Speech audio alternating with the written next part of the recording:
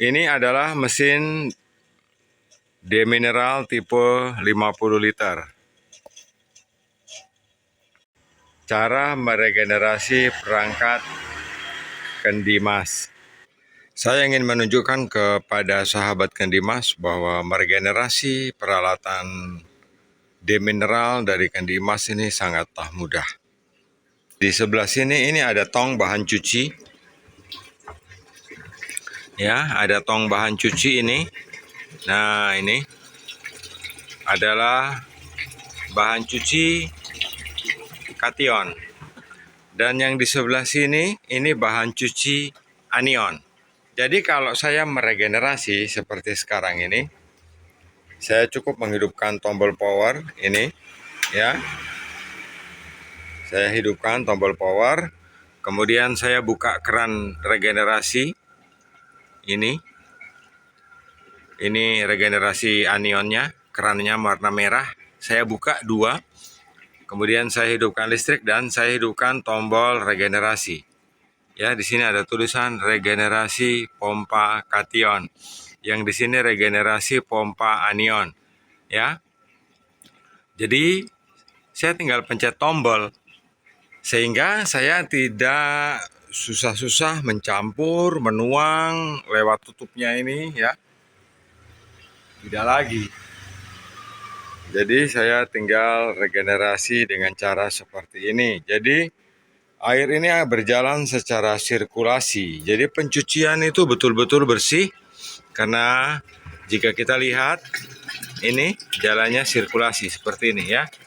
Dia sirkulasi ini bisa cepat 30 menit. Sesudah kita melakukan regenerasi seperti ini, kita cuci anion dan kationnya dengan metode seperti ini. Kemudian saya tinggal matikan 2, ya. Sudah selesai regenerasi. Kemudian saya tekan tombol tiris. Saya hidupkan tombol tiris dua-duanya. Nah, dengan cara menekan tombol tiris ini, bahan cuci dari 2 tangki ini masing-masing akan kembali ke tongnya. Jadi dia akan kembali ke tongnya. Lihat ya, ini tong ini kosong. Jadi ini saya mengosongkan tangki dari, membebaskan tangki dari bahan cuci.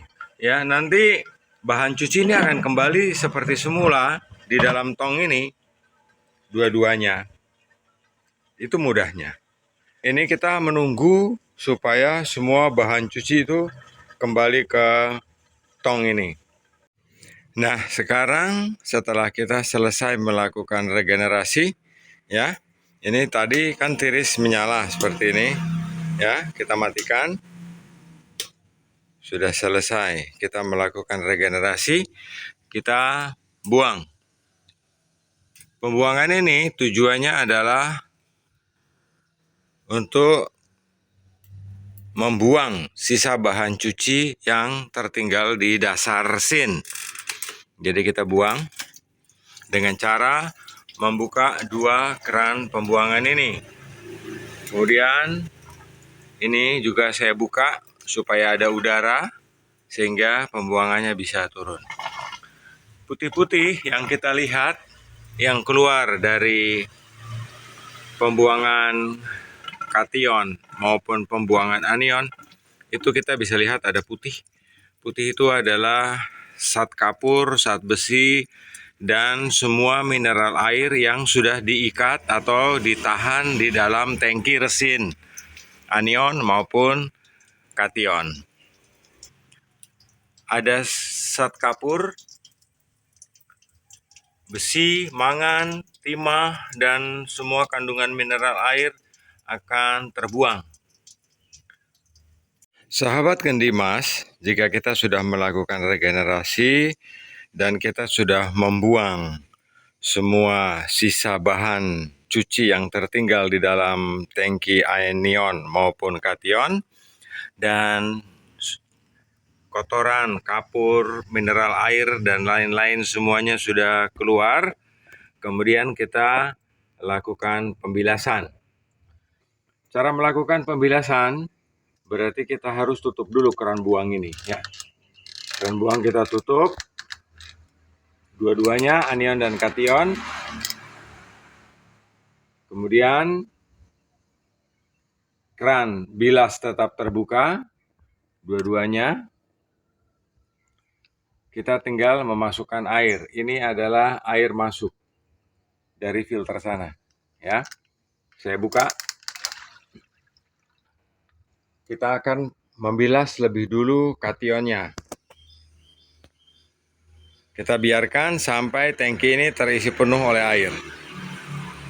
Sahabat Gendimas, jika air dari pompa air sudah masuk melalui keran ini, tangki ini penuh, air akan keluar lewat pembuangan ini, ya. Ini lewat pembuangan. Kita mencuci resin kation sampai bersih terlebih dahulu untuk menghilangkan sisa-sisa kapur atau sisa-sisa mineral air yang ditahan oleh resin. Supaya cepat cara bilasnya, kita buang aja ya, biar cepat.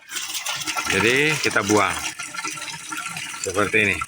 Jadi kita buang, kita sampai penuh, kita isi lagi. Kita buang sampai habis, kita isi lagi. 3 kali atau 4 kali, resin kita sudah terbebas dari bahan cuci. Bagaimana cara tahunya? Cara tahu bahwa kita punya resin sudah terbebas dari bahan cuci adalah ketika kita mengukur TDS air buangan dari selang pembilas ini sudah sama dengan TDS air baku.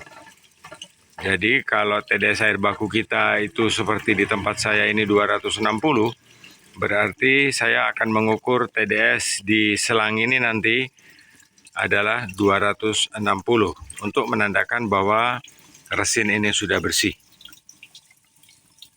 Setelah dia terbuang habis, saya tutup lagi. Ya. Jadi saya akan melakukan ini 3 atau 4 kali, baru saya melakukan pengukuran. Setelah kita menguras 3 kali, tadi saya buang ini.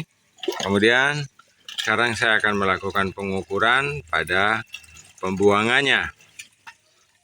Nah, begini caranya, sahabat ya. Nah, saya ukur. Ini masih 542. Berarti belum bersih. Kalau belum bersih, biar cepat, saya akan mengurasnya lagi. Ini saya tap, kemudian saya jalankan lagi. Ini saya buang airnya dari tangki, ya. Kemudian saya tutup lagi. Saya tutup. Saya akan mengukur lagi air yang keluar dari pembuangannya ini. Sekarang saya akan melakukan pengukuran di air buangan. Kita lihat ini TDS-nya sudah 239. Ya, berarti resin saya sudah terbebas dari bahan cuci. Tadi kita sudah mengukur TDS di air pembuangan dari kation. Itu angka sudah menunjukkan 230-an. Artinya resin kation saya sudah terbebas dari bahan cuci. Kenapa saya nyatakan terbebas dari bahan cuci? Karena TDS air baku dari sumur saya itu 260. Jadi berarti sudah lebih rendah dari air baku. Proses selanjutnya saya akan mencuci atau membilas anion. Caranya sangat mudah. Saya buka dulu keran produksi kation. Kemudian saya buka keran penghubung antara anion dan kation. Kemudian langkah selanjutnya adalah saya membuka keran pembilasan anion, ya, hanya keran pembilasan saja. Keran penghubungnya sudah saya buka, keran produksi kation sudah saya buka. Kemudian supaya tidak ada air yang keluar dari pembuangan, ini saya tutup. Sekarang kita menunggu air keluar dari pembuangannya anion. Dan air akan keluar dari selang ini ya. Sekarang kita sedang melakukan pencucian atau pembilasan anion. Ini saya masih menunggu.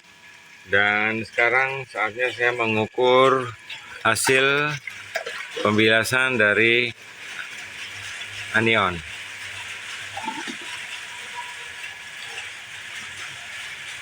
Ini saya ukur 229. Ini artinya anion sudah bersih. Kita lebih cenderung untuk mengukur pH.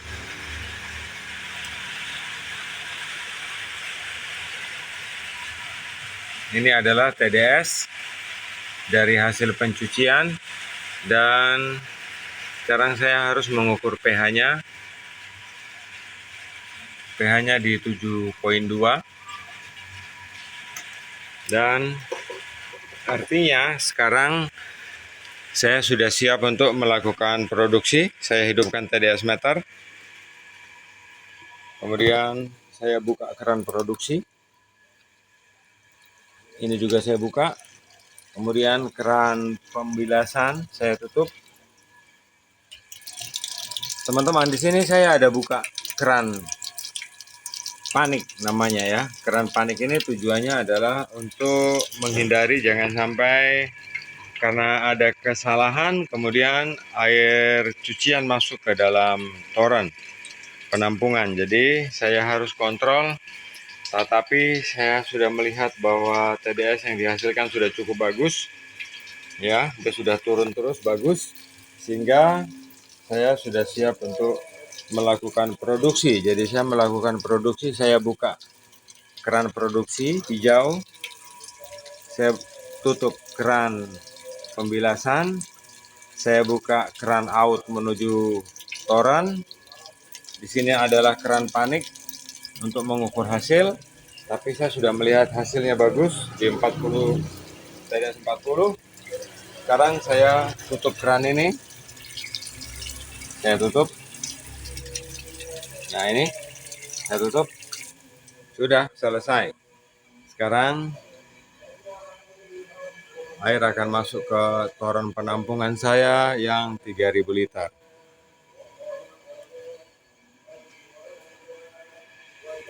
Nah, caranya sederhana. Hanya seperti ini saja. Dan saya tidak menjual air dengan TDS 0 ya, teman-teman ya. Jadi saya lebih suka air itu berkisar antara TDS-nya antara 50 ke 90. Itu saya suka sekali. Tetapi ini karena tadi saya regenerasinya terlampau lama, sehingga TDS-nya turun di bawah standar. Ya. Dia akan terus turun. Nah, kenapa ini terjadi sampai dia melampaui batas yang sudah saya inginkan? Itu disebabkan karena tadi waktu saya melakukan pembilasan terlalu lama. Jadi pembilasan terlalu lama itu juga memberi efek yang kurang baik. Jadi harusnya pembilasan itu cukup 5 menit anion, 5 menit kation, langsung produksi. Itu dari pengalaman saya. Kalau terlalu lama kita bilas, efeknya begini, TDS-nya turunnya terlalu rendah. Tetapi tidak apa-apa, nanti kalau ini titik terendahnya berapa, titik terendahnya misalnya 10. Nanti saya tinggal mencampur toren itu dengan air baku sehingga TDS-nya bisa 90. Jadi tidak selalu melulu semua lewat mesin demin. Caranya seperti itu.